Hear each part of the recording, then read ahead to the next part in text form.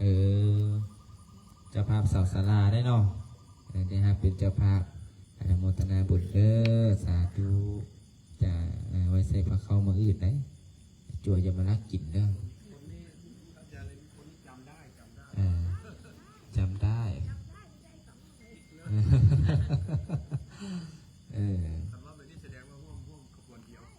เห็นแต่หน้าเห็นแต่ตาดุแต่ยังบ่ชื่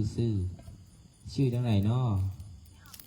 โอ้ไม่ออกแหนมอาจารย์ลินอ่านชื่อให้ฟังอยู่ไม่ออกแหนมได้ไปถวายน้ำนมเนี่ยจั่วน้ำนมสาวได้อันนี้เขาคนไทยน้ำนมสาวพระอาจารย์ได้ต้นหนึ่งมาปลูกใส่นาหารได้ต้นหนึ่งเบิ้งเรามันสิใหญ่มามันสิเป็นบ่ถ้าเบิ้งถ้าเป็นญาติไอ้จั่วน้อยปีนต้นอยู่เทิงปลายยอดพอแล้วแต่มากอันนี้นะเป็นน้ำนมเอาไว้ใส่ผักข้าวมืออื่นเพื่อจะให้แม่ครัวไปไว้ย่านจั่วอร่อยเอามาเมื่อไรที่จั่วเฮาในวันนี้ญาติโยมที่ทำกลับมาสวดมนต์แต่ละมือคาดว่าได้ไม่ใช่กิมแล้วมาคู่มือไม่ใช่กิมไม่ใช่ดวงเนาะไม่ใช่ดวงตาไม่ใช่ดวงตาก็มาได้ไม่ใช่คำแก้วไม่ใช่น้อไม่ใช่กบอีกไม่ใช่อันไม่ใช่ชื่ออย่างก็อันไม่ใช่ที่ออกกล้องดังๆไม่ใช่บัวสวรรค์บอกเพิ่นบอกอาจารย์ไทยหบเขาน้อยเนี่ยเขาน้อยอย่าลงเฟซจนดังเพิ่นมาใส่งานสมโพธิเด้เนาะคลิปนั้นโอ้หลายแสนคนเบิ่งนะตอนแรกเขาก็คิดถ่ายเล่นๆแต่ลงไปป้าโตคือมาคนกดไลค์หลายเนี่ยเป็นหน้าตาเราดีบ่คุยมีคนมักหรือบ่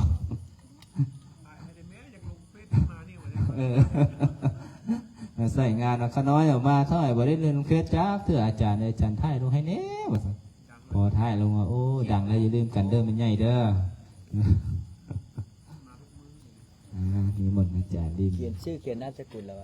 ได้ลงนำญาติโยมทางออนไลน์เนาะทางนี้ก็ได้เริ่มไลฟ์สดเปิดตัวนี้นี่ปะสดทางออนไลน์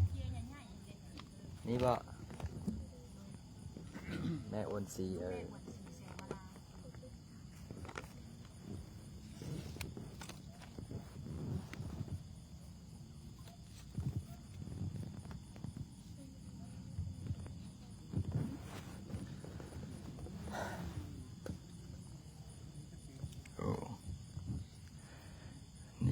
แบนโยมมาถวายนี่จะดูสาลงสาลายส่วนอันนี้เอาไว้สั่นมาอื่นเนื้ออย่างนี้ต้องเข้าโคเว็บอันนี้สีว่างอันนี้จัวญาติกันเลยแหละ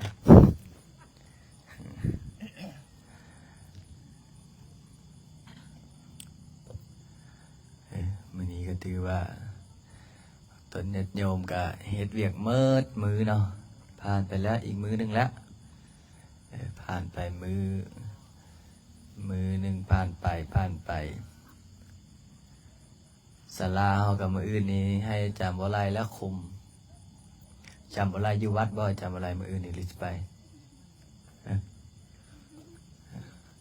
จำบ่ไรอยู่วัดคุมบ่หรือว่าจะไปเวียกน้ำกันไปใส่ก็บ่ได้ไปเนาะ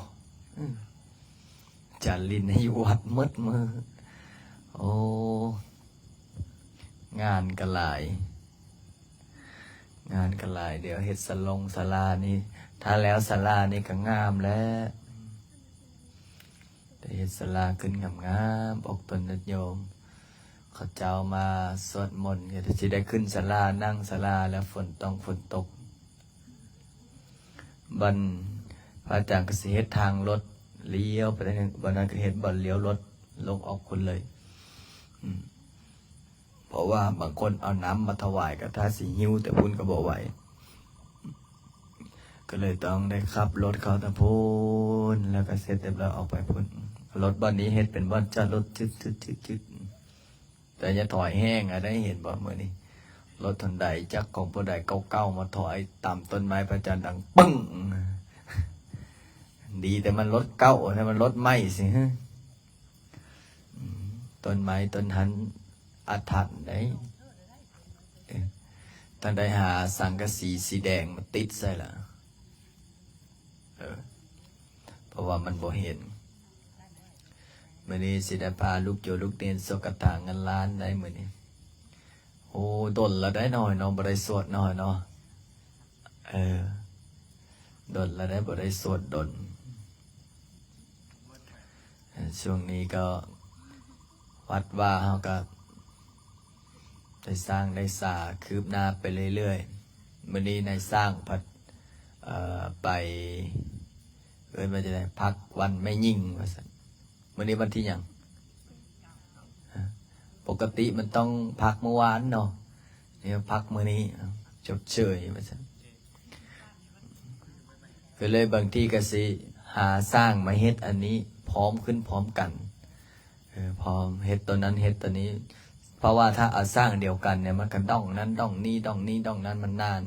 เดี๋ยวก็สิหาสร้างพิเศษเดี๋ยวสิหาสร้างเบิ่งจากหลวงพระบางแต่เขาจะเอาแพงพุ่นนะเอาแพงเดี๋ยวสิหาประกาศหาสร้างที่มีชิมมือเพราะว่าถ้าบ่ซันสิมันบ่แล้วสักเทื่อใดอันนี้ก็ทำน้ำตกนี่ก็โอ้จ่ายไป5 ล้านกว่าบาทละหาก็ได้สำนี้นะ5 ล้านกว่าบาทหาก็ได้สำนี้ถ้าคิดเป็นเงินกีบเท่าไหร่แล้ววะประมาณ3 ตื้อเนาะฮอดว่า3 ตื้อกว่านะเจ้าคิดบ้างไหมถ้าบ่สวดกระถางเงินล้านนี่บ่ได้ไหนถ้าบ่สวดกระถางเงินล้านนี่มันบ่ได้ก็เลยมื้อนี้พิเศษได้สวดกระถางเงินล้านเสริมบุญเสริมบารมีให้เจ้าภาพเจ้าศรัทธาพร้อมของโยมแม่โอนสี่ได้มื้อนี้โยมพ่อคำพงพิมพ์สีผสมแม่โอนสีแสงมาลานางมนมณีพิมพ์สีผสมเท้าคำลาพิมพ์สีผสมเท้าวันณสิงห์นางวิรดานางเพชรศรีนางนัตติดานางคำดีบุญมีบุญยิ่งเปรดาแสงบุญพรพุทธดาวรต้นตะวันอายวิรพรไมพรน้อย19 คน19 คนอันนี้ส่วนพิเศษแล้วก็ยังมีของพิเศษของแม่ปุมาลินเนาะของแม่ปุมาลินนี่ก็คือได้ตั้งใจสวดให้นายประยูนสิทธิโชตินายประยูนสิทธิโชติที่ผู้คนที่ลงรับไปแล้วอันนี้เดี๋ยวสิสูตรพิเศษให้พิเศษให้มื้อแรงให้มาเข้าฝันบ่ฮัลโหลจวนน้อยเราตั้งใจสวดพิเศษเด้อมื้อนี้เด้อแล้วก็อนุโมทนาสาธุบุญนำคณะสายบุญสายติธรรมสายบุญของโยมแม่ปานีจากต่างประเทศออสเตรเลียตอนนี้ก็น่าจะถ้าออสเตรเลียก็น่าจะประมาณตอนนี้ก็ประมาณ10 โมงกลางคืนละ10 โมง11 โมงละแล้วก็คณะสายบุญจากต่างประเทศได้ถวายปัจจุปัจจัยร่วมสร้างร่วมสาวัดเฮานี่มันเจริญย้อนคณะสายบุญแต่ละที่แต่ละทางจะเป็นตั้งประเทศลาวประเทศไทยอเมริกา USA นอร์เวย์สวีเดนเดนมาร์กออสเตรเลียอิตาลีมีหมดฝรั่งเศสเวียดนามจีนเกาหลีญี่ปุ่นพม่าขนาดกัมพูเชียเห็นมันยังร่วมอุปโมทนาบุญนำนี่เฮาบ่มีเงินน้อยบ่คอยวาสนาใดฮับเมิดทุกกีบทุกบาทยังบอกว่าสร้างเหรียญแจกให้ออกตนโยมหมด3 ล้านกว่าบาทวัดอื่นเขาบ่กล้าเฮ็ดได้วัดอื่นนี่เขาให้คนบูชาเหรียญละ1,000-2,000เหรียญละ10,000-20,000เหรียญละ50,000-60,000แต่วัดเฮาแจกมีแม่ออก1ทักมาอาจารย์เอาจงไว้ข้าน้อยสัก100 เหรียญเด้อ พระอาจารย์ก็เลยปะโทจงให้100 เหรียญสิบ่มีแล้วจะว่าจังสันจังสีได้เอาได้เหรียญนึงกับบุญแล้วนะตอนนี้นะเพราะว่าอย่างมันบ่มีนี่แหละพระอาจารย์เฮ็ดบัดนี้เขาหาซื้อกันแล้วได้บัดนี้นะพวกนึงนะเหรียญของอาจารย์ลิ้นเนี่ยนะเหรียญละล้านกับบูชานะบ้าอาจารย์ยังบอกว่าเสียดายเว้ยเสียดายเก็บไว้สัก100 เหรียญแล้วเนาะก็ได้100 ล้านตอนนี้นะป้าโตเห็นว่าในโซเชียลจุเปิ้นอยากได้นะประกาศลงทึดๆเบอร์ 1ขอบูชา10 ล้านเบอร์ 2 5 ล้านเบอร์ 3 3 ล้าน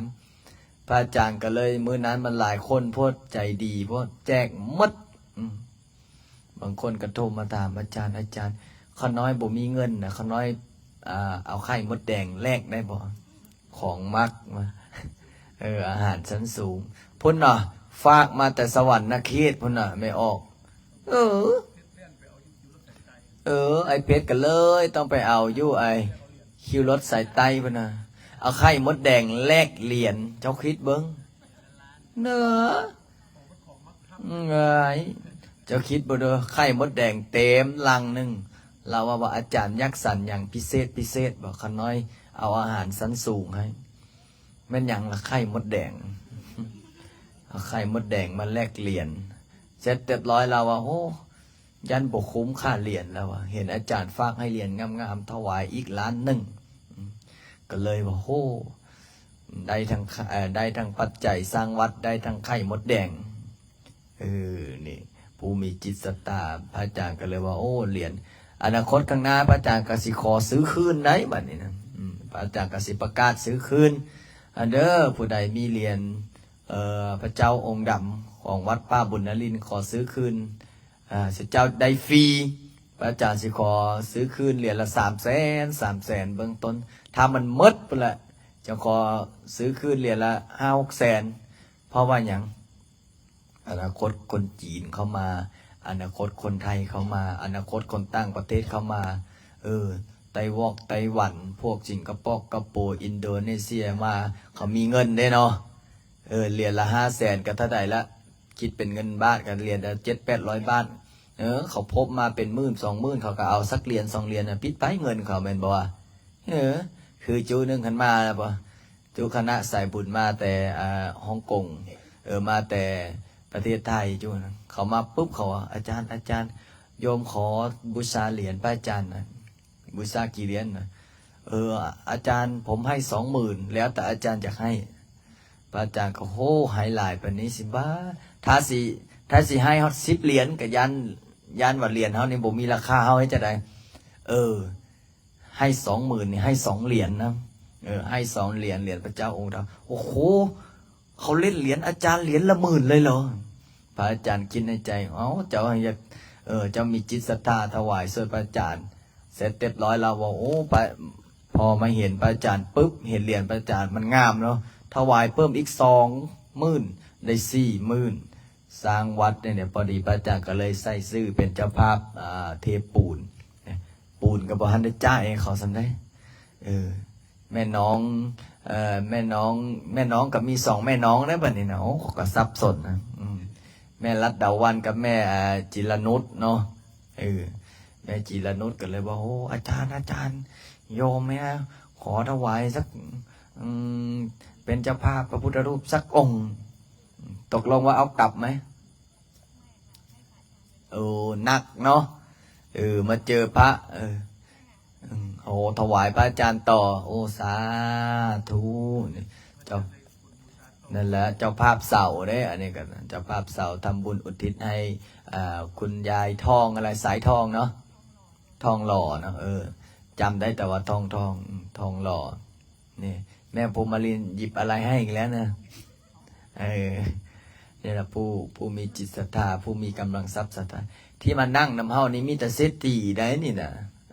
เศรษฐีใจบุญในทุนใจดีนักธุรกิจเมืองไทยได้นี่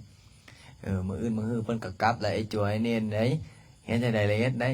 เห็นได้เพิ่นได้มาอีกนะแม่ภูมิลินนี่มาจนจื้อเนาะยังไม่เบื่อนะเน้นเปียกยังไม่เบื่อแม่ภูมิลินนะโ แกง ได้แต่แกงหัวก็เลยว่านี่แหละคณะสายบุญสายญาติธรรมไปอยู่ไหนญาติโยมก็ตามไปพระอาจารย์ก็เลยบอกว่ามาอนาคตข้างหน้านี่สิสร้างที่ที่พักให้ญาติโยมตอนนี้ก็เลยกำลังเก็บปัจจุปัจจัยไว้ก่อนหลายอันพันย่างอยากเฮ็ดอยากทำแต่เบิ่งเงินในบัญชีแล้วโอ้ไม่ออกอย่าว่าจังสันจังสีบ่อนนั้นก็ให้ไปซ้อยบ่อนนี้ก็ให้ไปซ้อยหาเงินบ่ทันบ่มีหยังขายบ่มีหยังขายคือแม่โอนสีได้เนาะแม่โอนสียังขายน้ำเต้าหู้ได้พระอาจารย์ลิ้นสีมดมือนั่งพุกแขนได้4-5 แสนก็โอ้ดีใจแล้วพอได้ค่าน้ำค่าไฟมื้อนี้แม่ออกนึงมาแต่วังเวียงว่าซั่นมาบูชาเหรียญพระอาจารย์โอ้อาจารย์ในเหรียญของอาจารย์นี่ตั้งแต่เห็นมานี่เหรียญของอาจารย์นี่ละขังว่าซั่นเฮ็ดจะได้ขังเอ้าบูชาไปปึ๊บทึกเลขปั๊บพระอาจารย์คิดในใจพวกนี้สิโอ้บ่คิดหยังล่ะบ่ทึกจังได๋เขาแจกเป็น3-4-5-6,000 เหรียญเนาะบ่ทึกเหรียญนึงก็เหรียญนึงแล้ววะเนาะลำดับมัน1 2 3 4 5 6 7 8 9 10จนฮอด3,000 คนใช่ไหมแต่ก็จังใดก็ยะแล้วพอออกไม่ออกได้สร้างวัดนำกันคักๆพระอาจารย์เฮ็ดศาลานี่เฮ็ดไส้ยอดโซฟานี่15 ยอดเต็มแล้วตอนนี้นะเต็มแล้วมีเจ้าภาพยอดละ50,000 จนญาติกันแมวผู้นั้นก็อยากได้ผู้นี้ก็อยากได้เฮ็ดไปเฮ็ดมาถ้าแม่นใส่20 ยอดก็แม่นได้20 ยอดแหละแต่พระอาจารย์ก็เลยว่าถ้าใส่เกินไปนั้นมันก็เกินโพดหมดหลังคามีแต่ยอดโซฟาปืดไปเหลียวไปเลยปานว่ากลางป่าใช่ไหมก็เลยบอกว่าเอาใส่15 ยอดปานนั้นไม่ออกนึงว่าจังได๋ก็ดังนะอาจารย์ขน้อยก็ยังอยากได้ยอดนึงนะพระอาจารย์ก็จองไว้หลังไม้เด้อพอปึ๊บพอเราถามว่าอาจารย์ยอดเท่าใดยอดละ50,000ขน้อยนึกว่ายอดละ5,000ตกใจ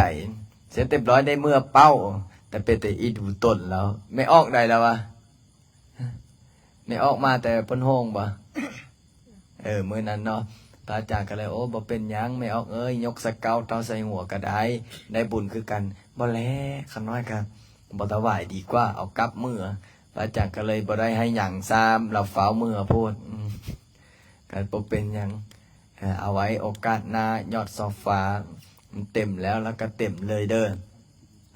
แล้วกับพิเศษผู้ที่ได้เหรียญพระอาจารย์เก็บไว้ดีๆได้โดยเฉพาะเหรียญเงินผู้ที่ได้เหรียญเงินเหรียญคำก็โอ้เหรียญคำนี่ผู้ใดมีผู้นั้นมีเงินถ้าตกอัพอีหลีถ้าลูกไปเฮียนเงินหมุนบ่ทันก็เก็บเอาไปแลกเป็นเงินก็ได้เงินกัน หรือว่าถ้าบ่มีโอ้อาจารย์วัดอาจารย์ลิ้นนี่นะเอาออกจากวัดอาจารย์ลิ้นพระอาจารย์ก็สิรับเช้าบูชาคืนขอเช้าบูชาคืนบางคนว่าโอ้ขอให้อาจารย์บูชาคืนก็รับคืนหมดของพระอาจารย์แม้แต่แผ่นยันที่พระอาจารย์เขียนนะแม่ภูมิลินได้กี่ใบแล้วไม่ได้เลยไม่เคยได้อะไรเลยดีละจะได้ไม่เป็นทุกข์เพราะว่าถ้าได้ไปแล้วก็เดี๋ยวว่าแยงซ้ายแยงขวาเดี๋ยวก็จิตใจลอยอยู่แต่วัดป่าบุญนรินทร์ร่างกายอยู่ชลบุรีจิตใจอยู่วัดป่าบุญนรินทร์อยู่กับจั่วเปียกก็เลยบอกว่าออกตนญาติโยมมีอย่างก็เก็บไว้เสื้อได้ยังเนาะเสื้อผู้ใดมีจะคนแล้วบอกเสื้อเขาไม่ใช่แหนมได้เลยยังมีแล้วรักษาไว้ดีได้เสื้อกันบ่อนอื่นนี่ให้บูชาตัวละ99,000 กีบแต่ใส่2 มื้อนึงเป็นยังไงยุ่ยคาดมดแต่ของพระอาจารย์ลิ้นนี่โอ้ยรุ่นดีได้ของแม่น้องได้รุ่นไหนรุ่นล่าสุดนี่รุ่นนี้นะเนื้อผ้ามันดีนะตกน้ำไม่ไหลตกไฟไม่ไหม้แต่อย่าไปลองไม่ลอกไม่ดำแต่จำนำไม่ได้เหมือนเขาว่านะก็เลยบอกโอ้ได้ผู้ใดได้ก็รักษาไว้เพราะว่ามันมีน้อย บางคนอาจารย์คือบ่เฮ็ดแจกฟรีคือเหรียญโอ้ต้นทุนมัน400-500 บาทเนาะ200-300 บาทมันแพงนะเสื้อรุ่นนี้นะเสื้อว่าพูดถึงเรื่องทรงเรื่องเสื้อก็หลายคนก็อยากได้อาจารย์ก็เลยบ่ได้แจกแล้วบ่มีเงินช่วงนี้ก็ไปซอยบ่อนนั้นบ่อนนี้เมื่อวานนี้ก็ไปช่วยพระอาจารย์พร้อมกับคณะสายบุญสายยติธรรมเมื่อก่อนนั้นไปวัดอย่างวัดอาจารย์ใหญ่บุญทวีวัดจอมทองซอยไป100 ล้านกีบ100 ล้านกีบกับประมาณแสนเท่าไหร่มา150,000เนาะพอดบ่แสนเท่าไหร่130,000บ่ประมาณ130,000 140,000เนาะเบิ่งดูเจ้าคิดเบิ่งแม่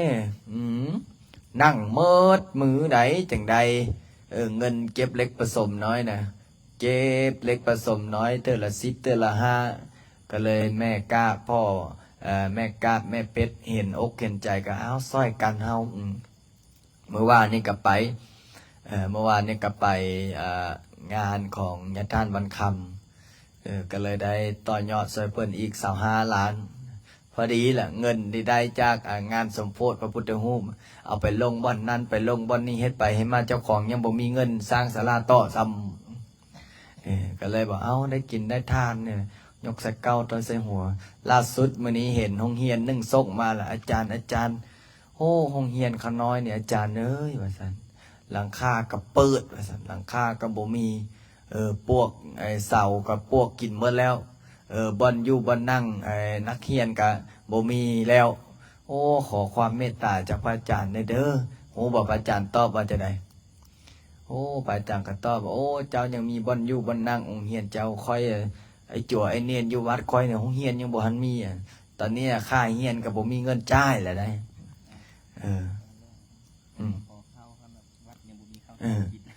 บัดนี้ว่าเรื่องขอหลายคนก็มาขอได้บอกเรื่องขอเนี่ยพระอาจารย์ก็เลยบอกว่าบางคนก็มาขอเนาะขอเงินพระอาจารย์ก็ถามว่ามีบ่มีแต่เฮาก็สร้างวัดเฮาแม่นบ่เฮาก็สร้างวัดเฮาสร้างบ่อนเล็กบ่อนน้อยแต่พระอาจารย์เห็นอกเห็นใจพ่อแม่ครูบาอาจารย์สมพ่อได้เพิ่นจังสร้างวัดบางที่นะสร้างศาลาเป็น10 ปี20 ปีก็บ่แล้วรายได้บ่มีใครได้วัดเฮาเลยนะสวดมนต์ภาวนาออกตนโยมเนี่ยคือมื้อนี้แม่โอนสีนี่เป็นเจ้าภาพช่วยพระอาจารย์ถวายปัจจัยสร้างวัดช่วยพระอาจารย์มื้อนี้บูชาดอกไม้สร้างเป็นเจ้าภาพนี่แหละไม่ใหญ่เจ้าก็สิได้บุญนำพระอาจารย์ก็สิได้เปลี่ยนเป็นอิฐเป็นปูนเป็นหินเป็นทรายใหญ่นกสะเก้าเต้าใส่หัวในมื้อนี้ถวายเท่าใดแล้วไม่ใหญ่6 ล้านพุ่นน่ะนี่ถ้าคิดเป็นเงินบาทก็10,000 บาทพุ่นใดเอาสาธุนำกันติให้เจ้ากรรมนายเวรมารับจับเอาเนาะนี่ไม่ใหญ่เพิ่นพร้อมกับครอบครัวลูกเต้าลูกหลานเนี่ยนะได้เป็นเจ้าภาพนำกันก้อนสีได้เนี่ยเขาหลายคนยังบอกว่าวัดอาจารย์ลิ้นเป็นยังคนเขาหลายแท้ว่าซั่นเขาถามนะเป็นยังคือคนเขาหลายวะเจ้าบอกเขานี่น้อยเบิ่งแม่กลางค่ำบ่ได้ยืนกลางคืนบ่ได้นอนทั้งเทศทั้งสวดทั้งเทศกลางคืนกับพาออกสนโยมย่างเดินจงกรมเลาะโพดผีโพดเทวดาแถวนั้นเมื่อคืนเนี่ยว่าพระอาจารย์พาย่างเดินจงกรมย่างไปฮอดพูนเหยียบบัดนี้มันมีกระป๋องไม่ใหญ่นึงไก่เพิ่นกับพุทโธเหยียบกระป๋องดังจ้าดันดังก็เพิ่นตกใจผู้ใดฮะยายกบบ่โอ้ยผู้ใดเหยียบกระป๋องโอ้ยผู้ใดละตื้นนะโอ้กระป๋องไงน้ำตื้นมันนะจะเพิ่นกับพุทโธเหยียบไปพุทโธเหยียบแล้วกระป๋องดังชวาดมันนึงจะทางนี้ก็ด้องปึ๊ดกันโอ้ยตายพระอาจารย์ก็เลยว่าโอ้ตายอย่าให้ไผ่หูเด้อยายกบเด้อน้องกบนะอย่าให้ใครรู้นะนั่งอุตส่าห์พุทโธดีแต่พระมีสติไม่ออกพระอาจารย์มีสติพระอาจารย์ก็กำหนดพุทโธเสียงอย่างมากระทบกับเป็นอย่างนี้แหละมีสติมีฝึกนะบางคนเนี่ยโอ้ยเสียงกับแกห้องกับจนด้องมาเบิ่งยินได้ตีพระออกสันเพชร แก่จ้านะกับแก่ห้องพอออกสนเพชรบ่ธรรมดาเลยตอกตอกตอกตอกตอกตอกกับแก่จ้า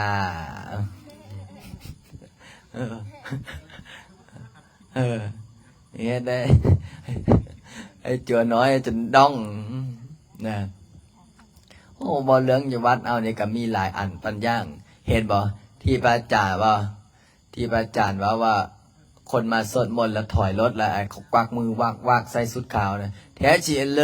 ยจุมาสวดมนต์นำกันท่านไม่ออกก็คือเมื่อคืนนี่แหละบ่ไม่ใช่กิ้มเนาะยืนอยู่แต่พี่ไม่ใช่นึงกำลังถอยรถบัดนี้ไม่ใช่กิ้มเอ้ยท่าค่อยได้ท่าค่อยได้กวักมือวากเพิ่นก็โอ๊ยผีว่าซั่นผีตายห่าแล้วคนยืนเพ้อเว้ออยู่ได้ย้อนแต่พระอาจารย์ยังยืนอยู่นั้นพระอาจารย์ว่าคนก่อนนะไม่ใช่โตแห่งยานเจ้าของแท้ๆแล้วนี่แหละยานพระอาจารย์บ่ยานไหนกลางค่ำกลางคืนพระอาจารย์ก็เดินจงกรมปิดฟอกปิดไฟเสร็จเรียบร้อยกับเขานอนนั่งสมาธิภาวนาเนี่ยนี่แหละแต่การจังได้กระยาได้อนุโมทนาบุญกับออกตนญาติโยมได้ไปเฮ็ดไปทำไปสร้างน้ำกระทำบุญได้มาฮอดจอดถึงวัดป่าบุญนรินทร์ตอนนี้เขากำลังสร้างกำลังสานี่หลักๆกับช่วงนี้ก็บางคนก็อาจารย์คือบ่เห็นเอาคิวเอาคดลงเฟซให้กันน้อยร่วมบุญได้พระอาจารย์ก็เลยบอกบ่เป็นหยังไม่ออกเอ้ยให้เงินเดือนเจ้าออกก่อนหาเงินให้ได้ก้อนเก็บเงินไว้ก้อนบางคนในเงินเดือนบ่ทันออกนะบุญอาจารย์ลิ้นมาอีกแล้วเฮ็ดจังได๋บ่มีบัดนี้เพิ่นบ่มีเงินไปยืมหมู่ยืมคู่นะโอ้ยอย่างน้อยๆก็ได้ร่วมนะอาจารย์ลิ้นจัก10 บาท20 บาท 10,000 20,000นี่ยกสะเกาเท่าใส่หัวอธิษฐานบางคนก็มาฮอดก็ห้องก็ให้โอ้อยากเห็นอาจารย์ลิ้นว่าซั่นอยากเห็นแต่อยากเห็นว่าก็เป็นแต่อีดูตนผู้อยู่ไกลเนาะเพิ่นบ่มีค่าน้ำมันลงน้ำมันรถมาก็คือไม่ใหญ่ตู้นึงมาถวายต้นไม้มื้อนี้ว่าอาจารย์เอ้ยย้อนความทุกข์ความยากนี่แหละจึงมาหาพระอาจารย์เป็นอย่างนั้นแต่คือทุกข์คือยากปลูกต้นไม้ก็บ่ได้ขายปลูกต้นไม้ก็บ่ได้ขายเฮ็ดกาดต้นไม้ลงทุนไป 2-3 ล้านบาทแล้วยังบ่ได้ขายพอโตปานนั้นว่าทุกข์ว่ายากมีเงินหลายปานนี้ก็ยังว่าทุกข์ว่ายากกระทุกข์ก็ยากแล้วเนาะมันบ่ได้ขาย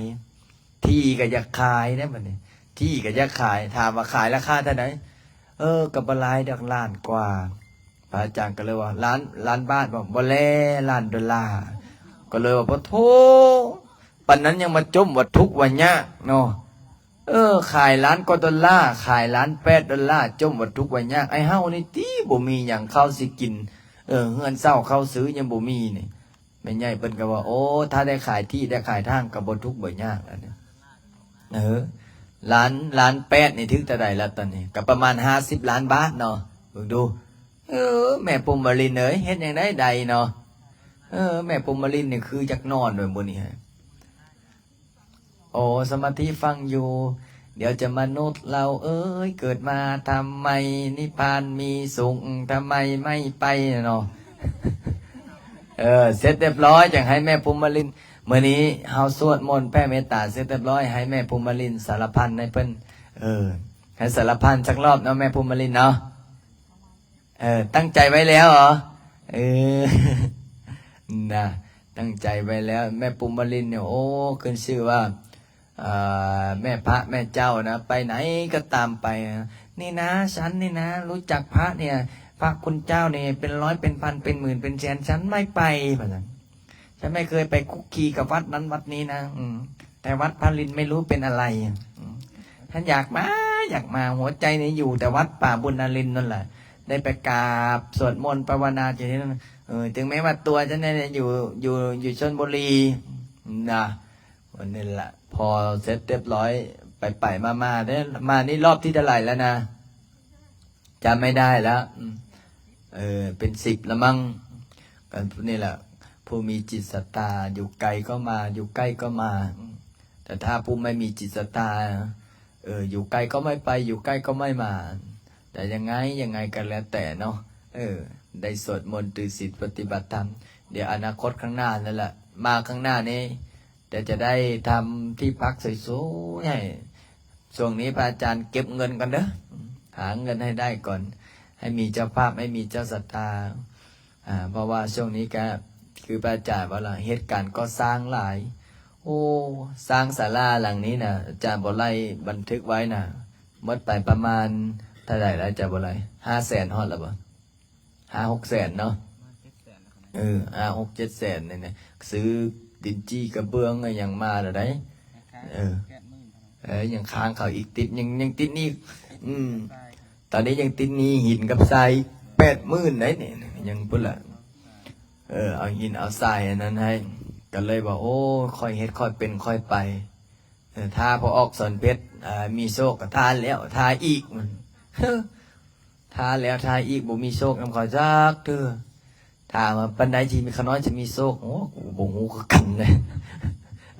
เสร็จ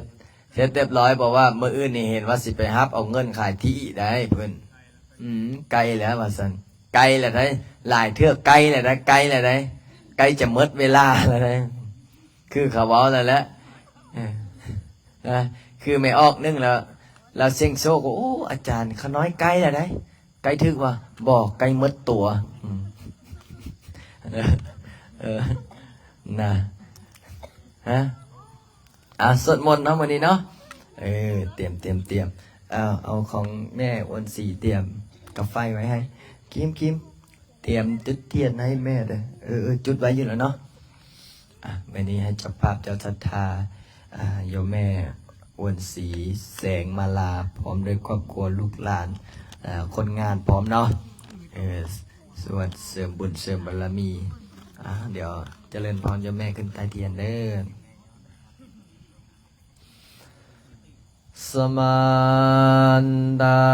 นจังกวาเรสุอันตรังคันสันตุเทวตาสัทธามังมุนิลาสัสสะสุนันโดสักขโมคตังสังเคกาเมจรูปเปกิเลสิกาลตเตจันทริเกวิมาเนเทียเประเตจักขาเมตรวนาคาเนเกอวโตเมเกเตโพมาจยันตุเทวาสรัตรวิสเมยากันดปนาการเตตันตาสันติเกยังมุนิวรวัจนังสารโวเมสุนันโตธรรมสวนกโรยัมปตันตาธรรมสวนกโรยัมปตันตาธรรมสวนกโรยัมปตันตา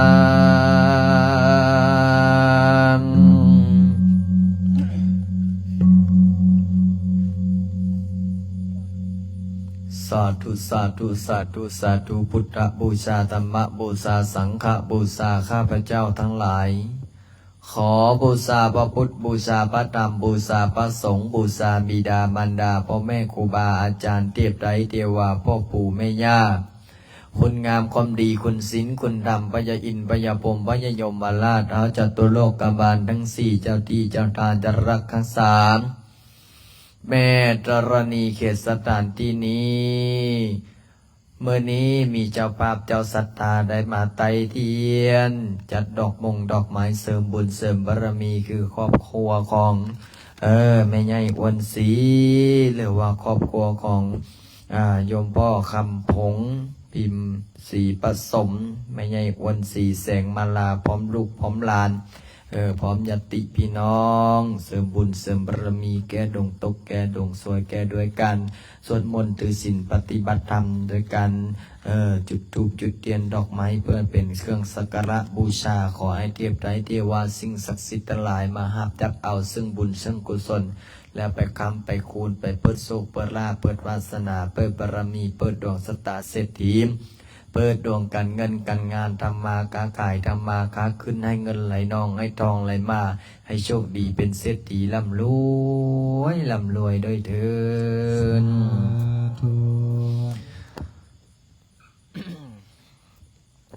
หิมินาสังกาเลนะตังพุทธังอภิปุสยามะอะระหังสัมมาสัมพุทโธ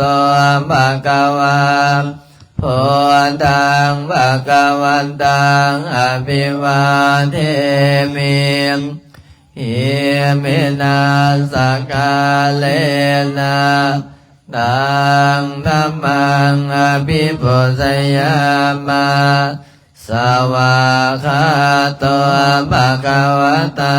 ธัมโมธัมมังนัมมัสสามิอิมินาสังกาเลนะตังสังฆังอภิปุสยามะสุปฏิปันโนภะคะวะโตสาวกสังฆังนามามินะโมตัสสะภะคะวะโตอะระหะโตสัมมาสัมพุทธัสสะนะโมตัสสะภะคะวะโตอะระหะโตสัมมาสัมพุทธัสสะนะโมตัสสะภะคะวะโตอะระหะโตสัมมาสัมพุทธัสสะนะโมตัสสะภะคะวะโตอะระหะโตสัมมาสัมพุทธัสสะพุทธังสรณังคัจฉามิธัมมังสรณังคัจฉามิสังฆังสรณังคัจฉามิทุติยมปิพุทธังสรณังคัจฉามิทุติยมปิธัมมังสรณังคัจฉามิทุติยมปิสังฆังสรณังคัจฉามิตติยมปิพุทธังสรณังคัจฉามิตติยมปิธัมมังสรณังกัจฉามิตติยมปิสังฆังสรณังคัจฉามิปานาติปาทาเวรมณีสิกขาปะทังสัมมาทิยามิอาทินาทานาเวรมณีสิกขาปะทังสัมมาทิยามิกาเมสุเมสัจจลาเวรมณีสิกขาปะทังสัมมาทิยามิโมสาวาทาเวรมณีสิกขาปะทังสัมมาทิยามิสุนาเมลยมัสสะปามาทัฏฐานาเวรมณีสิกขาปะทังสัมมาทิยามิอิติปิโสภะคะวะอะระหังสัมมาสัมพุทโธเวชาจรณะสัมปันโนสุขโตโลกวิโตอนุตตโลบุริสธรรมสารติสัตตาเทวมนุสสานังพุทโธภะคะวะติสวากขาโตภะคะวะตาธัมโมสันติติโกอาคาลิโกเยหิปัสสิโกโอมปะนะยิโกปัญจกังเวทิตังบุวินโยหินติสัมปติปันโนภะคะวะโตสาวกสังโฆอุชุปฏิปันโนภะคะวะโตสาวกสังโฆญาญปฏิปันโนภะ คะวะโตสาวกสังโฆสามีจิปฏิปันโนภะคะวะโตสาวกสังโฆทิทันจันตาลิปุลิสายุกานิอันดาปุลิสัมปวะคาลาเอสัมภะคะวะโตสาวกสังโฆอาหุนายโยปาหุนายโยทังกินายโยอันสาลิกาลานิโยอนุตตลังปุญญังเกตังโลกาสัตติติปิโสภะคะวะอะระหังสัมมาสัมพุทโธวิชชาญาณสัมปันโนสุขโตโลกวิทูอนุตตโลบุริสธรรมสารติสันภาเทวมโนสานังพุทโธภะคะวะติสวากขาโตภะคะวะตาธัมโมสันติติโกอาการิโกเยหิปัสสิโกปัญญิโกปัจจตังเวริตาโพวิญโยเยติสุปฏิปันโนภะคะวะโตสาวกสังโฆโอจุปฏิปันโนภะคะวะโตสาวกสังโฆญาญาปฏิปันโนภะคะวะโตสาวกสังโฆสามีจิปฏิปันโนภะคะวะโตสาวกสังโฆยติทันจะทาริปุริสายุคานิอันตปุริสัมบุคลาเอสัพพะคะวะโตสาวกสังโฆอาหุนายโยปาหุนายโยทักขินายโยอัญชลีกัลนิโยอนุตตลังปุญญังเกตังโรกัสสติติปิโสภะคะวะอะระหังสัมมาสัมพุทโธวิสัชฌาณสัมปันโนสุขโตโลกวิทูอนุตตโลบุริสธรรมสารติสันทาเทวมโนสานังบุตโธภะคะวะติสวากขาโตภะคะวะตาธัมโมสันติติโกอาคาลิโกเอติปัสสิโกโอปัญญิโกปัจจตังเวริตาภูวิญโยเยติสุปฏิปันโนภะคะวะโตสาวกสังโฆโอจุปฏิปันโนภะคะวะโตสาวกสังโฆญาญาปฏิปันโนภะคะวะโตสาวกสังโฆสามีจิปฏิปันโนภะคะวะโตสาวกสังโฆ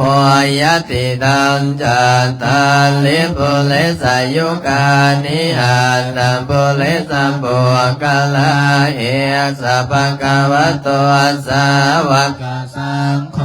อาหุนายโยปาหุนายโยทังขินายโยอัญชลีกาลนิโยอนุตตลังปุญญเกตังโรกัสสติอัมบาหุงสหัสสัมปิเน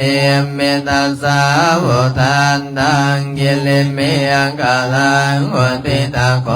ลัสเส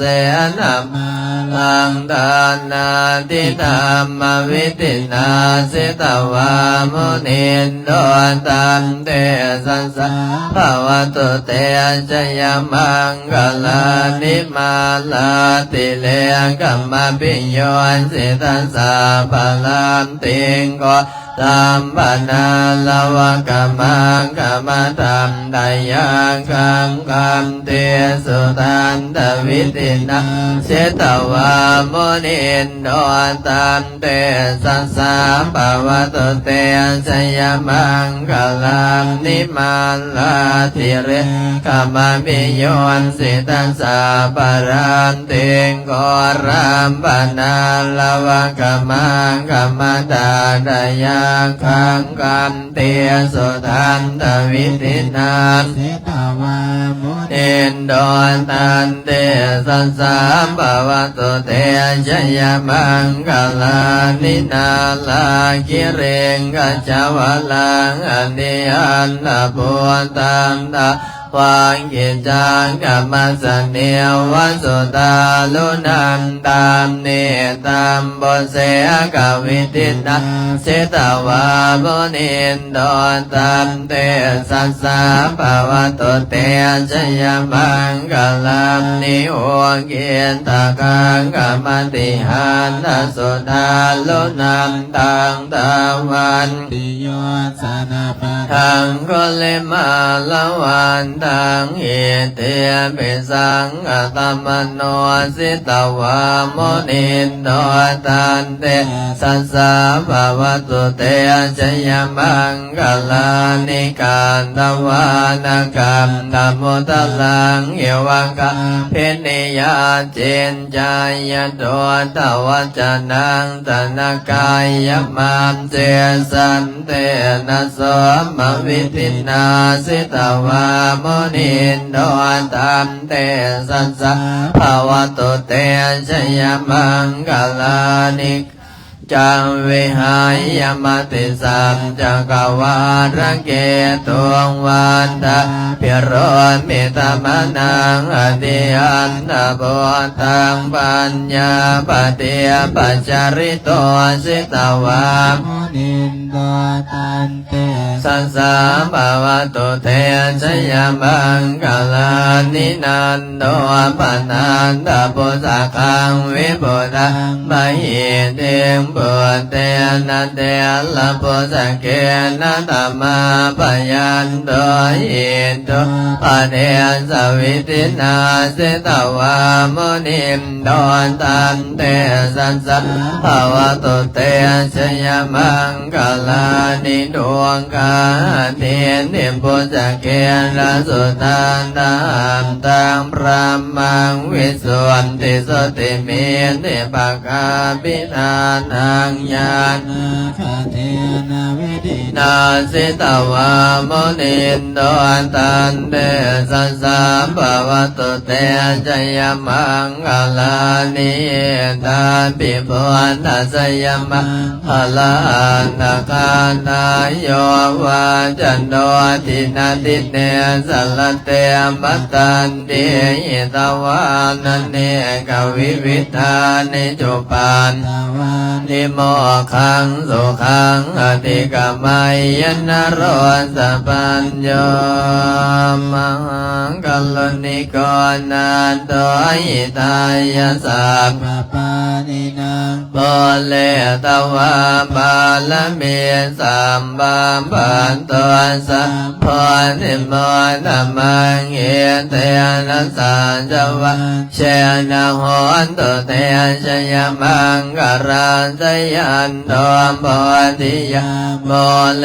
สังกายานังนันเทวะทโนเอวันตวันวิสโยโหยิสยาสุสยมังกเลอปลาสิตาปันนังเกเสเสปันวิปวันเลอภิเสเกสัมปัมปุณณานังอังคัมปันโตปัมโมทันติสุนังกันตังสุมังกรังสุปะปันตังสุโหติตังสุขันโนสุมุตโตจัสเยนทังพระมัจจาริสุปารังกินังกายกรรมังวาจากรรมังปะทากินังป นังขินังมโนกรรมังปณิทิเตปนังขินาปนังขินานิกาตวานลปันดาเทปาทังขิเนมบาหุงสหัสสัมปิเนมเมตัสสะโพธันตังเกเลเมหารังโอติตะโกลัสเสนามาลังดานาติธรรมวิตินาสิตวามุนินโดตันเตสัสสะภาวตุเตสยมังกลานิมาลาคิลิอาภินิโย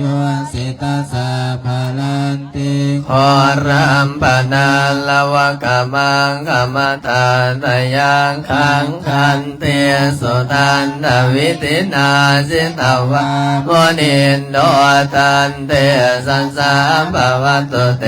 ชยมังกลานินาลาคิเลงกัจจวลังเตอันนาปุตังตาวายิจังกัมมัสเนียวัสุตาลุนันตาเมตัมบุเสกวิตินาสิตวามุนินโดตันเตสัสสะภาวตุเตสยมังคลานิโองเขตะคังกัมมติหานัสุตาลุนันตังตาวันติโยสนะปะทังกุลิมาละวันตังอิเตปิสังอัตมโนสิตวามุนินโนตันเตสัสสะภาวตุเตสยมังกลานิกาตวานาการตมุตารังนิวะคัมปินิยาจินจายตัวนวัจนังสนกายมาเสสันเตนะโสมวิตินาสิตวามุนิทอตันเตสัสสะภาวตุเตสยมังกลานิสัจจัมวิหายมติสัจจกวารเกตุงวานทาปิโลเมตามนังอติอันตโพตังปัญญาปัญญาปัจจลิโตสิตวามุนินโดตันเตสัสสะภาวตุเตสยมังคลาลานินันโตปนันตปุจกังวิปุตัมมหิติงบุญเตนะเตระปุจเกนะตัมมะปยันโตหิโตปันเตสวิตินาสิตวามุนินโดตันเตสัสสะภาวตุเตชยมังกลานิดวงกานินิปุจเกนะสุตาน ทางพระมังวิสุทธิสติเมนิปกาวิตานังญาณังกเตนะวิตินาเทตวามุนินโดตันเตสัสสะภาวตุเตชยมังกลานิตาปิปุณฑสยมังภลาตะการตายโยวาจันโตทินาติเนสัลเตมัตตันเตหิตวานเนกวิวิตานิจุปะทวานิโม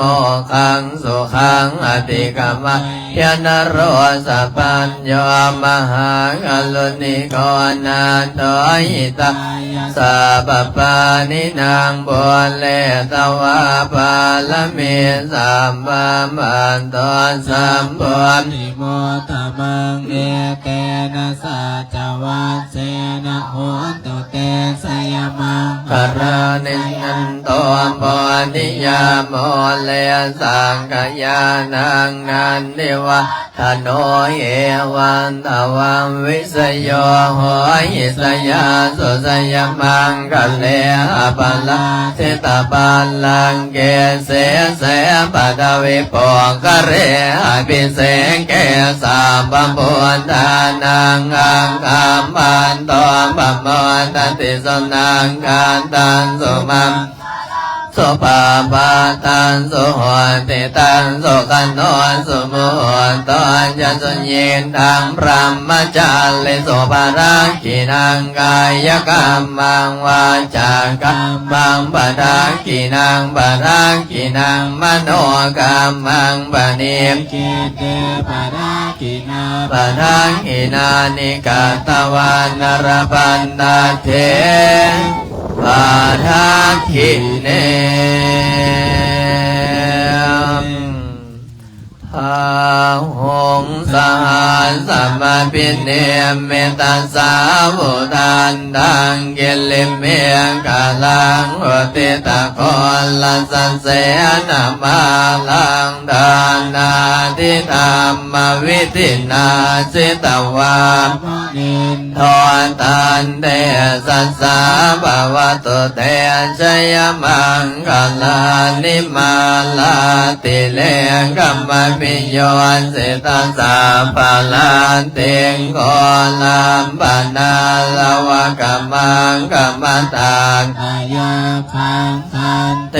โสตันทวิตินาสิตวาโมนินโนตันเต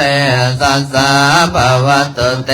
ชยมังกลานินาลาคิเลงกัจจวรังอติยันตพุทธันตาวะกิจังกัมมสันเนียวสุดารุนันตังเมตตัมบุเสกวิตินาสิตวาโมนิน ทอ ทันเตสัสสะภาวะตุเตชยมังกลานิโองเกียนตะกังกัมมติหันนสุตาลุนันตันทาวันเตโยสนะปะทังก็เลมาละวันดังเอเทปิสังกตมโนสิตวาโมนินโด ตันเตสัสสะ ภาวะตุเตชยมังกลานิการตวานาการดมุตตะลังเอวกามินิยาเจนจายันโทนวจนังสนกายมันเสสันเตนะโสมวิตินาเจตวาโมนินโดตันเตสัสสะภาวะตุเตชยมังกลานิสันจังวิหายมติสันจังกวารเกตุงวันตาปิโลปิตมนังอติอันตพุทธังปัญญาปเทียม ปัสสริ ทอนสิตวาโมนินทอนตันเตสัสสะภาวะตุเตชยมังกลานินันโดปนันทโพสกันวิปุตังมหิมเตงปุเตนะเตระปุสเกนะตมาปยันโตยิน โตปะเท สวิตินาสิตวาโมนินโดตันเตสัสสะภาวะตุเตชยมังกลานิดวงกาเทียนเทพุสังเกณสุตาทหารดังพระมังวิสุทธิสุติเมนติปกาปินานังญาณังกัเตนะวิตินัง สิตาวาโมนิน ทอนตันเตสัสสะภาวะตุเตชยมังกลานิตาปิปุตตะสยมังกลาอันตคาทายโยวัน จานุ เขนะติเนสัลลเตมตันเตหิตวานเนกวิวินาเนจุปานวานิโมขังสุขังอติกรรมยนโรสัพพัญโยมหากัลนิโกนาโดยตายสาม ปะปานินาม เลตวาปาลมีสัมปัมปัตตนสัมปุนิโมตมังเอเตนะสัจจวันเสนะหวนตุเตสยมังกลังสยันตัวปุติยามุเลสังขยานังเน นันเทวันตโนเอวังตวันวิชโยโหหิสยาสุสยมังคะเลอปัลลาสิตาปัลลังเกเสเสปัตตวิปงคะเลอภิเสเกสัมปัมพุทธานังอังธรรมปันโตบัมมันตติสุนังตันตังสุมาภรังสุปาปันตังสุโหติตังสุขันโนสุมุตตะจันสุญินทังพระมจาริสุปทังกายกรรมังวาจากรรมังปะทังกินังปะทังกินังมโนกรรมังปณิเตเตปะทังกินังปะทังกินานิกันตวันดารปันดาเตปาทาคิเลนะโมตัสสะภะคะวะโตอะระหะโตสัมมาสัมพุทธัสสะนะโมตัสสะภะคะวะโตอะระหะโตสัมมาสัมพุทธัสสะนะโมตัสสะภะคะวะโตอะระหะโตสัมมาสัมพุทธัสสะสัมปติสัมมินาสันสิโมภุมมาจมาเทวาสัพเพยกาปะรายันติภุมมาจมาเทวาปิลาภาภวันตุเมมะพุญโยมะระโพภวันตุมิเตบาโหติพุทธมะโอนะโมปทายาวิรัตโยวิรโกนัยยังเวลายิงสาวิรัตสีวิรัมสาวินาอิทิโยพระสัมมานิมามาพระสัสวะหอนสามปฏิชามิเพ่งเพ่งมาบาเลือเลือสามปจิตสามินาสันสิโมภมมาจะมาเทวาสัพเพปรายันติภมมาจะมาเทวาภิลาภาภวันตุเมมะปุญโยมะลาโภภวันตุเมมิเตบาโอติพุทธมะโอนะโมปทายาวิรัตโยวิรโกนัยยังเวลาอิงสาวิลาตาสีวิลาตาสาวิลาอิริโยปรัสสะมันเดมามาพุทธัสสะสวะโหสาปฏิชามิเพ่งเพ่งมามาเลือเลือสาปฏิชามินาสันสิโมภมมาจะมาเทวาสัพเพยกาปะรายันติภมมา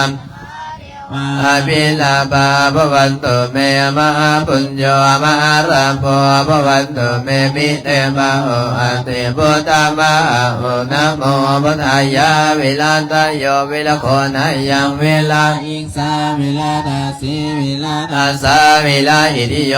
ปรัสสะมานิมามาพุทธัสสะสวะโหสามปฏิชามิเพ่งเพ่งมาภา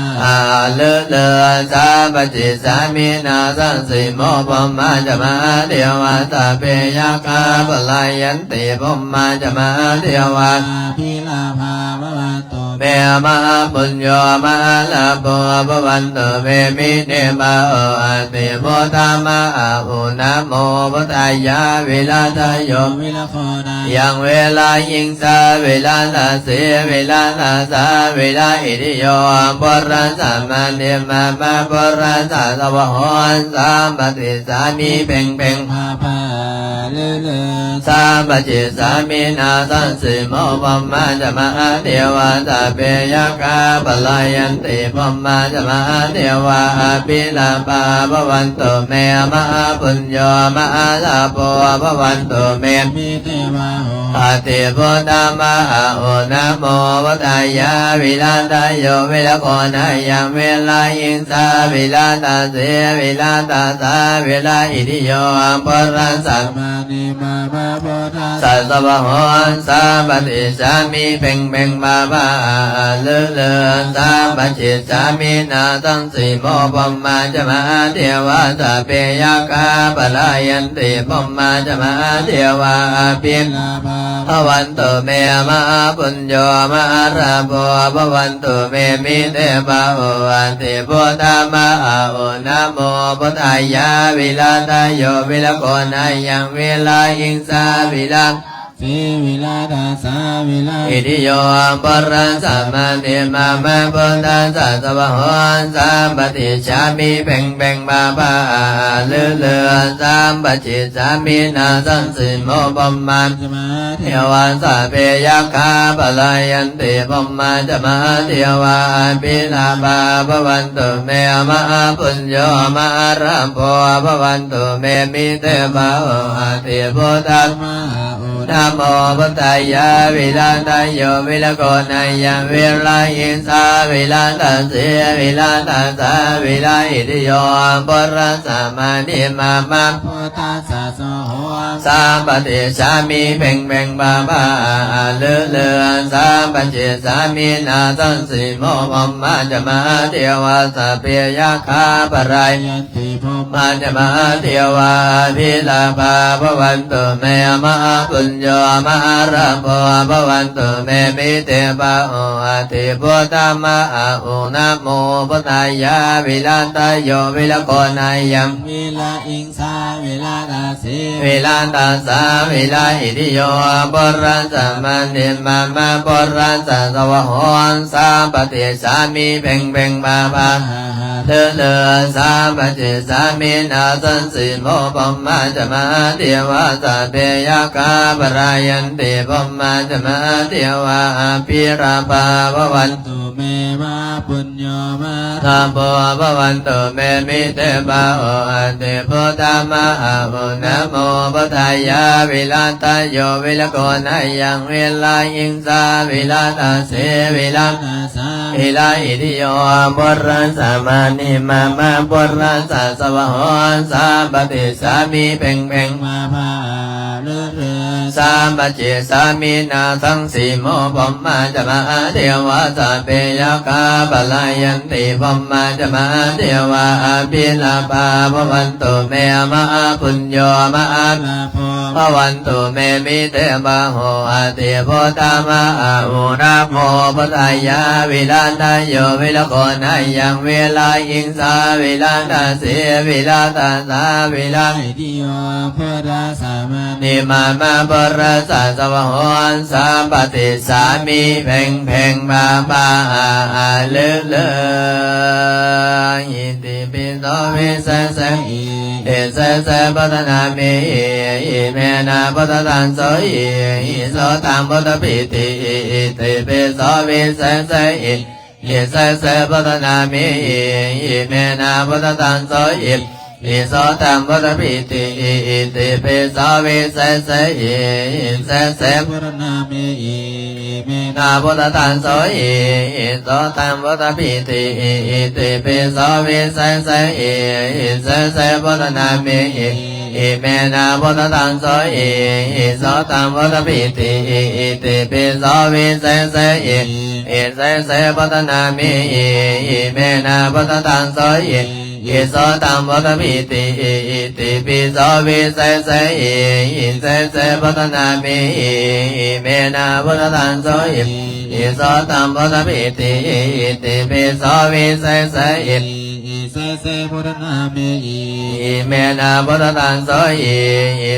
ังพุทธปิติอิติ ปิโสวิเศษอีเสเส เสพุทธนามิอิเมนะพุทธตังโสอิโสตังพุทธปิติอิติปิโสวิเศษอิเสเสพุทธนามิอิเมนะพุทธตังโสอิโสตังพุทธปิติกายวาจาจิตังอาหังวันตานาคันนิปติอนดัมสันสิเลจันตานาการะวิสุน ทิเทวา ปุเจมิเมตัญจมาระโบปิโยนาคกันตาปริตังกายวาจาจิตังอาหังวันตานาคานิปติองค์ดำ สัจจิเรจันนานาคา อวิสุทธิเทวาปุเจมิเมตัญจมาระโบปิโยนาคกันตาปริตังกายวาจาจิตังอาหังวันตานาคานิปติองค์ดำเส้นสิเลน จันนานา คาราวิสุทธิเทวาปุเชมิเมตัญจามหาราโพปิโยนาคากันดา ปาริ ริตังอิมัสมิงมงคลจักรวาลทั้งเป็นทิศประสิทธิ จงมาเป็นละกำแพงแก้วรังเจสานมาป้องกันล้อมรอบรอบทั่วอนาตาลาสเสมานาเขมเตธรรมันดาสัตโยชนะสัตสหัสเนียบุญธรรมสารปริเขเตละกันตัวจุลกันตุอิมัสมิงมงคลจักรวาลทั้งเป็นพระสิทธิจงมาเป็นละกำแพงแก้วระเจสานมาป้องกันล้อมล้อมขอบตัวอนาตาลาลเสมานาเขมเตสมันดาสัตโยสันสัตสหัสนิธรรมชาลปริเกเต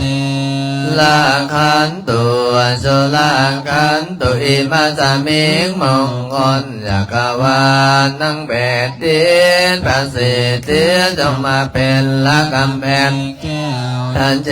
สานมาป้องกันล้อมขอบตัวอนาตาลาสเสมานาเขเตสมันดาสัตโยชนะสัตสหัสนิธรรมชารปริเกเตราคันตัวสุราคันตุอิมัสมิงมงคลจักรวาลทั้งแปดทิศประสิทธิจงมาเป็นละกำแพงแก้วระเจชานมาป้องกันล้อมขอบตัวอนาตาลาสเสมานาเขียนเตมสมันตาสัตโยชนะสัตสหัสนิปัจเจกพุทธชารปริเกเตลาขันตัวจราขันตุอิมัสมิงมงคลจักรวาลทั้งเบญทิประสิทธิจงมาเป็นละกำแพงแก้วรันเจสานมาป้องกันล้อมรอบขอบตัวอนาตาลาสเสมานาเขเตสมันดาสัตโยชนะสัตสหัสนิสังฆชารปริเกเตลาขันตัวสุลาขันตัวสัมเปสัตตาสัตตาหุนตัวเวลาสุขชีวิตขอให้สัตว์ทั้งหลายจงเป็นผู้บ่มีเวรต่อกันและกันจงเป็นผู้ดำรงชีพอยู่เป็นสุขทุกเมื่อเดินการทำบุญยามบาลามัยหันสัพเพปังกียบวันตุเตมขอให้สัตว์ทั้งสิ้นนั้นจงเป็นผู้มีส่วนได้เสวยผลบุญอันนี้ข้าพเจ้าได้บำเพ็ญแล้วนั้นเดินอรหังสัมมาสัมพุทโธภะคะวาพุทธังภะคะวันตังอภิวาเทมิสวากขาโตภะคะวะตาธัมโมธัมมังนามัสสามิสุปฏิปันโนภะคะวะโตสาวกสังโฆสังฆังนามามิสาธุให้ทุกข์ให้โศกให้โรคให้ภัยให้เฮงให้รวยให้ปังให้เงินไหลนองให้ทองไหลมานะชาริติเฮงเฮงปังปังเด้อสาธุ 1 2 3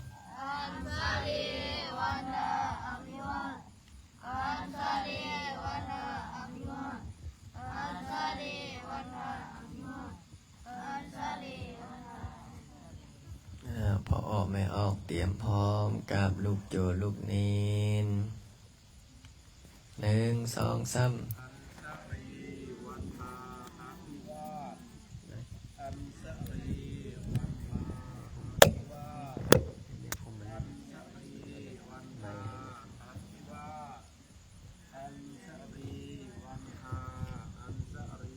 สุขิติกายุโกภวะอภิวาทนาสิลิสานิจังวุฒาปัญจานิโนจัตตารโลธัมมาวัฏันติอายุวันโนสุขังภาลังยัตนามทุกขปตาจันติทุกขปยาปตาจันติพยาโสกปตาจันติโสกหุนตุสัพเพปิปานิโนเอตาวาตาจาอเมหิสัพพะตัมปุญญาสัมปะทังสัพเพเทวะอนุโมทันตุเมตังกัลลุนะโมตุตาโอเปกาสัพเพสัตตาสุขิตาหุนตุสัพเพสัตตาเวลาหุนตุสัพเพสัตตาพยาปัญญาหุนตุสัพเพสัตตานิกาหุนตุสัพเพสัตตาสุขีอัตนาปริหารันตุสุขีสุขีสาธุฟังเสียงมนุษย์เราเอ้ยเกิดมาทำไมเอาลองฟังไอ้จัวตั้งใจได้จัวเด้อไอ้จัวรับตาเข้าผู้ใดบ่รับตาบ่มีซองไหนซองปิวหมดแล้วบ่หนึ่งสองสามมนุษย์เราเอ้ยเกิดมาทำไมนิพพานมีสุขอยู่ใหญ่มีไปปัญหาหน่วงหนักหน่วงชักหน่วงไว้ฉันไปไม่ได้ปัญหาผูกพันห่วงนั้นพันผูกห่วงลูกห่วงร้านห่วงทรัพย์สินสริงคารจงสละเสียเธอจะได้ไปนิพพานคำพลพบสามยำหนุ่มสาวน้อยหน้าตาแจ่มช้อยงามแล้วทุกประการแก่เท่านางยานแต่รวนเครื่องเม้นเอ็นใหญ่900เอ็นน้อย9,000มันมาตำเข็นใจให้ร้อนให้เย็นเมื่อยขบทั้งตัวคนคิ้วก็ขาวในตาก็มัวเส้นผมบนหัวดำแล้วกับงอกหน้าตาเว้าวอกดูหน้าบัดสีจะรุกก็โอยจะนั่งก็โอยมันดอกไม้โรยไม่มีเกสรมึงเข้าที่นอนพึงสอนภาวนาพระอนิจจังพระอนัตตาเราท่านเกิดมารังแต่จะตายผู้ดีเข็นใจก็ตายเหมือนกัน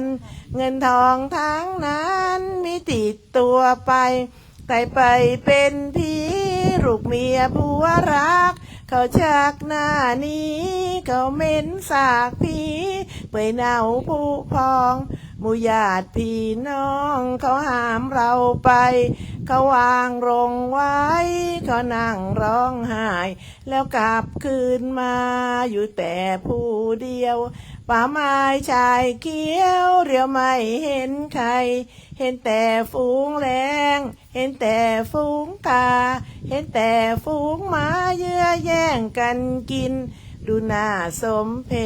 ชกระดูกกูเอ้ยเลียลายแผ่นดินแรงกามากินเอาเป็นอาหารเที่ยงคืนสงัดตื่นคืนมีนานไม่เห็นลูกหลานพี่น้องเผ่าพันธุ์เห็นแต่นกเขาจับเจ้าเรียงกันเห็นแต่นกแสกร้องแทกแทกควันเห็นแต่ฝูงผีร้องไห้หากันมนุษย์เราเอ้ยอย่าหลงนักเลยไม่มีแก่นสารอุตส่าห์ทำบุญคำจุนเอาไว้จะได้ไปสวรรค์จะได้ทันพระพุทธเจ้าจะได้เข้านิพพานอาหังวันทามิสาภโสอาหังวันทานิพพานปัจจโยโหนตุสาธุ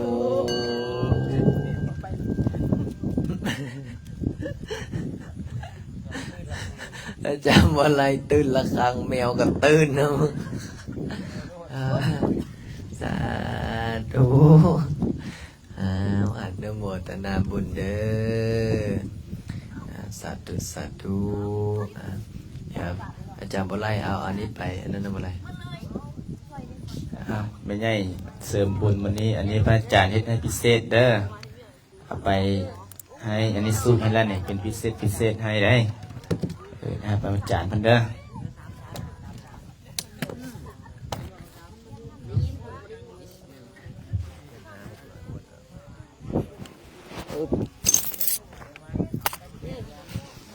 โนดเราเอ้ยโอ้ยนี่นั่งก็โอ้ย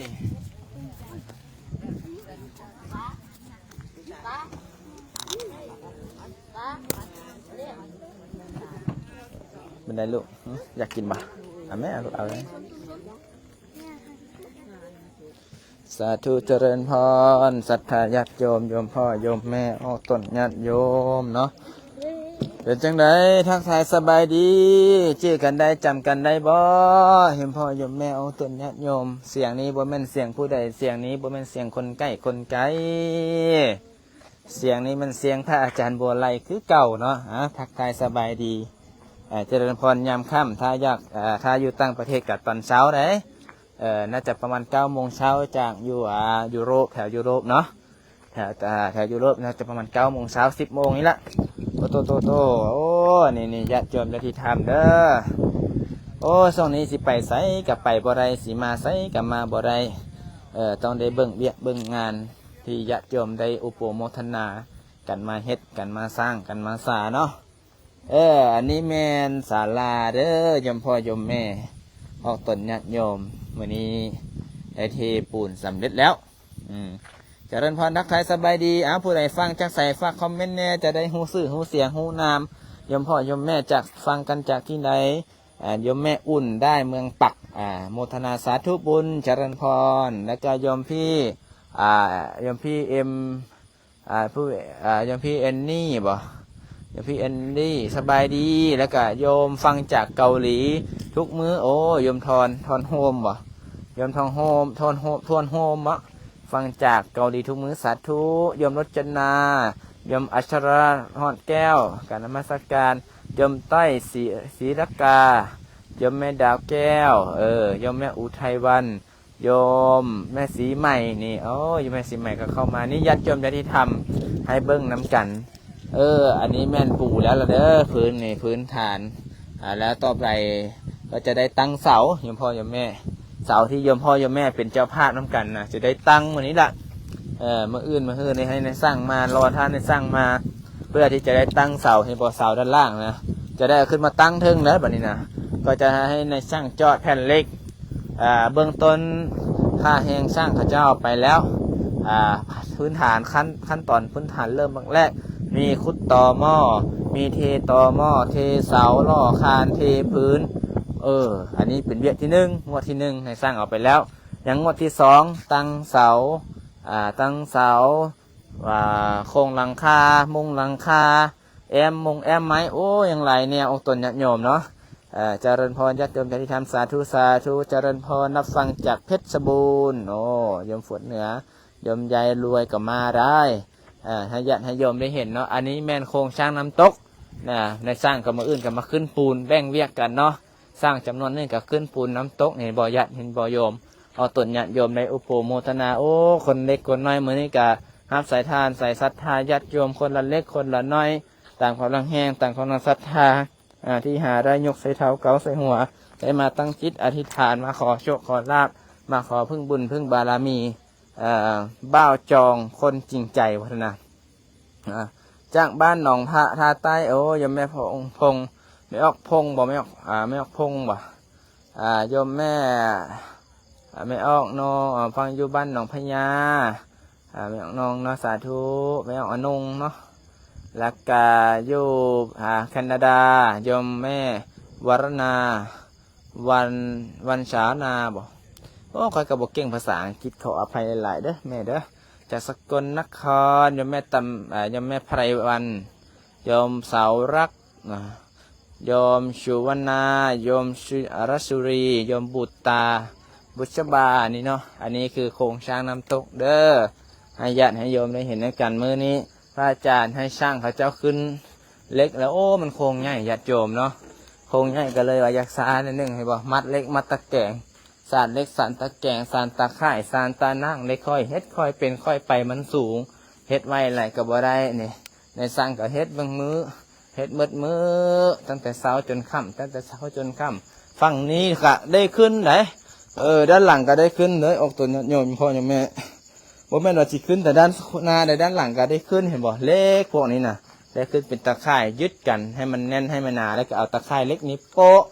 อาจารย์นะครับผสมปูนเห็นบ่กองทรายเด้อผู้ใดอยากรับเป็นเจ้าภาพกองทรายญาติโยมญาติธรรมโยมพ่อโยมแม่พระอาจารย์สร้างมา20รถแต่บ่ทันมีเจ้าภาพก็ยังติดหนี้เขาอยู่แต่บ่ทันจ่ายเขาปู่นี่ก็ยังติดหนี้เขาอยู่บ่ทันมีเงินจ่ายเก็บไว้ก่อนซิกบินไว้ก่อนให้มีเจ้าภาพเจ้าศรัทธาแล้วค่อยไปจ่ายเนาะอันนี้ทรายรถละ3,000 บาทญาติโยมรถละ 3,000 บาทได้ถ้าอยู่ไทยนี่รถคันนี้เป็นหมื่นคนไหนแต่ว่าอยู่ลาวนี่รถละ 3,000 บาทหรือ2 ล้านรถละ2 ล้านกีบเนาะทรายเนาะส่วนนี้กับน้ำมันกับแพงทรายกับขึ้นผลส่งกับขึ้นโอ้อย่างกับขึ้นอย่างกับแพงนี่กองทรายถึงพุ่นนี่ญาติโยมญาติธรรมโยมพ่อโยมแม่ผู้ใดยังครับเป็นเจ้าภาพสร้อยพระอาจารย์ลินเดอร์ตอนนี้ยังซาวรถบ่ทันมีเจ้าภาพซาวรถบ่ทันมีเจ้าภาพเนาะที่จะได้มาโปปูนโปทรายนี่แหละญาติโยมญาติธรรมนี่บ่รถพระคันละคันละ 3,000 บาทเนาะหรือว่าร่วมตามกำลังศรัทธาได้โยมพ่อโยมแม่ผู้ใดยังมีศรัทธาครับเป็นเจ้าภาพทรายมีทรายมีอิฐมีปูนเนาะจะได้ขึ้นโค้งจะได้โบกปูนจะได้แน่นจะได้หนาจะได้อดจะได้ทนจะได้ทานนี่กินบ่จกบ่ขาดกินบ่บกจกบ่ขาดนี่เปรียบเสมือนเม็ดทรายนี่โอ้มหาศาลเห็นบ่ปัญหานะพระอ้อมไม่อ้อมเอ้ยคนเฮาเกิดมาย่อมมีปัญหาเป็นธรรมดาเด้อให้เบิ่งจากเม็ดทรายนี่แหละให้เปรียบเสมือนทุกสิ่งทุกอย่างเข้ามาเปรียบเสมือนเมล็ดทรายแหละถึงแม้มันจะปัญหามันจะลงมันจะหลายคือเม็ดทรายแต่ให้เฮาเบิ่งเป็นข้อคิดข้อบวกว่าถึงแม้ปัญหามันจะร้ายกับมันก็น้อยสำเม็ดทรายนี่แหละหาสามารถแก้ให้แก่ว่าเก็บหลายลบหลายเต้าและจังใดเนาะใหญ่มากเจ้าค่ะโยมแม่ปุ้มบอกว่าสาธุผู้ใดยังครับเป็นเจ้าภาพทรายเนาะรถ1 คันละ 3,000 บาทเด้อโยมพ่อโยมแม่โอตนญาติโยมผู้ใดมีศรัทธาอยากอุปโมทนาเป็นเจ้าภาพช่วยอาจารย์ลินได้สร้างโครงน้ำตกเนาะนี่กองทรายบักใหญ่นี่คือเอามาจะได้ขึ้นปูนนะยังปูนยังทรายผู้ใดมีจิตศรัทธามีโชคมีลาภกะสามารถหับบุญน้ำเพิ่นได้เนาะบุญมาเหาะหน้าเฮือนบุญมาเหาะหน้าบ้านบุญมาเหาะหน้าไหลแล้วนี่ถ้าเดินเป็นทานถึงขั้นตอนที่จะได้อย่างโบกเนาะคือตัวนี้แล้วจะได้ขึ้นปูนขึ้นเทปูนโบกปูนให้มันแน่นให้มันหนาให้โครงสร้างมันถาวรโครงสร้างมันแน่นหนามีความมาตรฐานนี่ญาติโยมก็ได้ร่วมอุปโมทนาการคนละเล็กละน้อยมาแต่ฝั่งไทยญาติธรรมเดินทางมาจากฝั่งไทยแล้วก็ฝั่งลาวนี่ต้นแม่น้องแม่พรหมลินแม่กบแม่น้องนี่ได้มาถวายจะตัวปัจจัยร่วมสร้างห้องสากับพระอาจารย์ลินกับลูกเจาะลูกเนนวัดวาอารามจะได้เจริญรุ่งเรืองเนาะเกิดจากความสามัคคีธรรมคานังนี่เมื่อนี้มีเจ้าภาพจะท่าอันนี้มันกระเบื้องดินขอเด้อพอออกไม่ออกอันนี้มันกระเบื้องดินขอที่ญาติโยมได้ร่วมกันให้บอกก็จะเขียนลายชื่อลายลักษณ์อักษรไว้ผู้นี้ชื่อจะนี้ครอบครัวชื่อจากนั้นได้ร่วมกันคนเล็กคนน้อยเนาะที่จะได้เอามาไว้มุงหลังคาอันนี้มันกระเบื้องดินขอถ้าผู้ใดอยากรับเป็นเจ้าภาพเด้อแพทย์ละ20,000 กีบพระอาจารย์ใส่จำนวนหลายเนาะมุงหลังคาศาลาใหญ่เนาะศาลาหลังนี้ใหญ่ได้บ่ได้น้อยได้เอาส่วนญาติโยมบ่ได้น้อยได้บ่ได้ใหญ่บ่ได้น้อยแต่ปานกลางแต่กะใส่งบประมาณหลายเติบอยู่วันนี้ลมก็แห้งพายุคือสิเข้าบ่นี่อันนี้มันกระเบื้องดินขอสร้างมาอีก 3,000 แผ่นมาญาติโยมได้รับเป็นเจ้าภาพน้องกันเด้อพระอาจารย์สร้างมาในแผ่นนึงสัก 2,500 กีบแต่ให้ออกตนญาติโยมได้ร่วมกันคนเล็กคนน้อยได้ร่วมต่อยอดเป็นสมภารบุญเป็นกุศลน้ำกันแผ่นละ20,000 กีบเนาะแผ่นละ20,000 กีบหรือว่าแก๊สละ500,000 กว่าแก๊สละ 1,100 บาทเด้อแก๊สละ 1,100 บาทถ้าเป็นเงินไทยก็ประมาณ5-6 แสนเงินหลัก5-6 แสนเนาะถ้าเงินไทยก็ประมาณ 1,000 บาทสาธุอนุโมทนาสาธุบุญนำกันเด้อชมพ่อชมแม่เอาตนญาติโยมก็ให้มีความสุขกายให้มีความสุขใจอันนี้มันเล็กตีได้มาจากญาติโยมที่อุปโมทนาร่วมกินร่วมทานร่วมสร้างร่วมสา ไว้สร้างบุญสร้างบารมีสร้างบุญสร้างกุศลให้เกิด ให้มีเกิดความศรัทธาให้เกิดความสุขความเจริญขึ้นเนาะวันนี้กา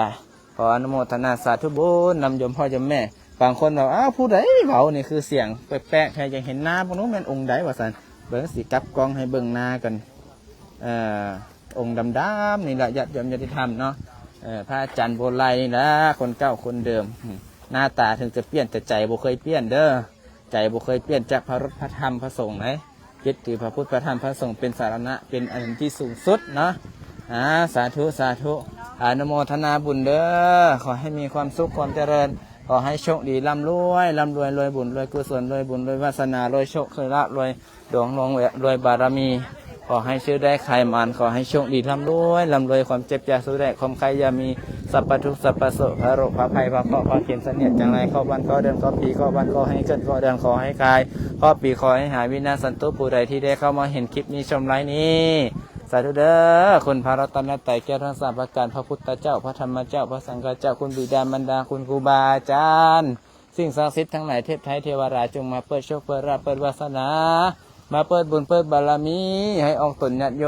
มทุกคนที่อยู่ในนี่แหละ300-400 คนนี่แหละขอให้เฮงขอให้ปังขอให้ร่ำให้รวยให้หมดหนี้หมดสินให้มีอยู่มีกินหาเงินหากำกับก็ให้ขึ้นให้เกินให้เจริญในหน้าที่การงานให้เจริญรุ่งเรืองในระเบียบการงานขอให้มีโชคมีลาภขอให้มีสุขภาพแข็งแรงขอให้โชคดีร่ำรวย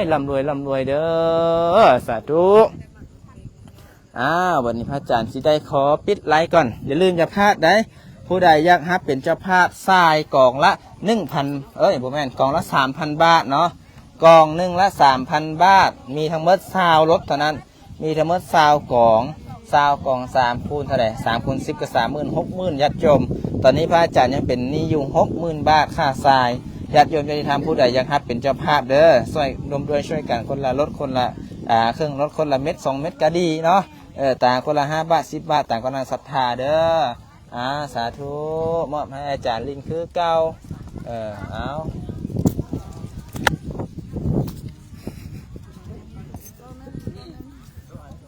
เลย